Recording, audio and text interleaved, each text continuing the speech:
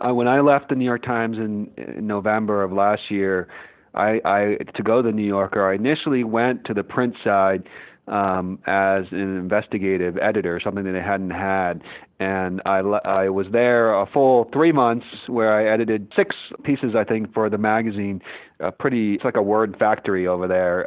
Yeah. And then in February, when Nick Thompson, who was the editor of NewYorker.com, left to become the editor-in-chief of Wired, David Remnick asked me to take over this job.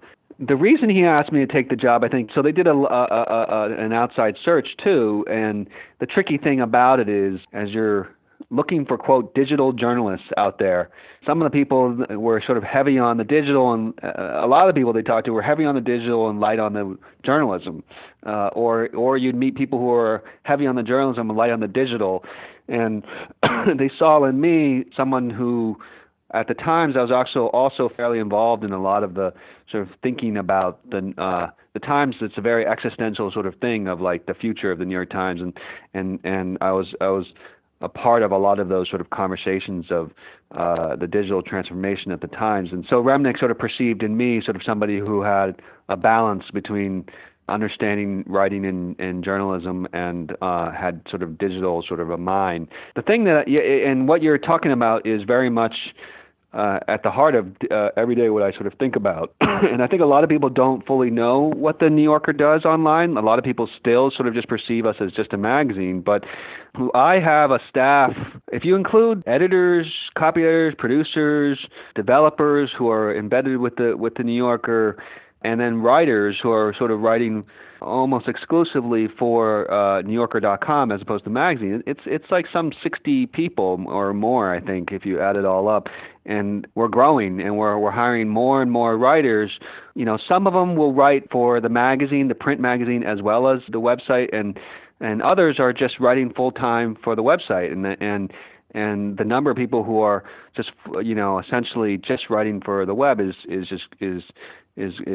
growing rapidly. And so what we do in the early days of NewYorker.com, a lot of what they were doing was commentary off the news.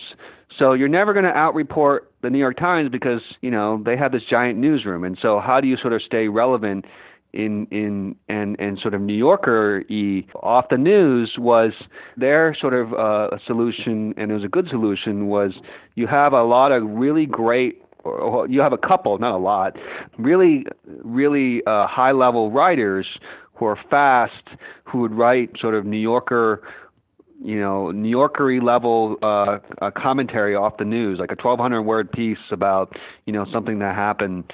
And that was the sort of foundation of NewYorker.com.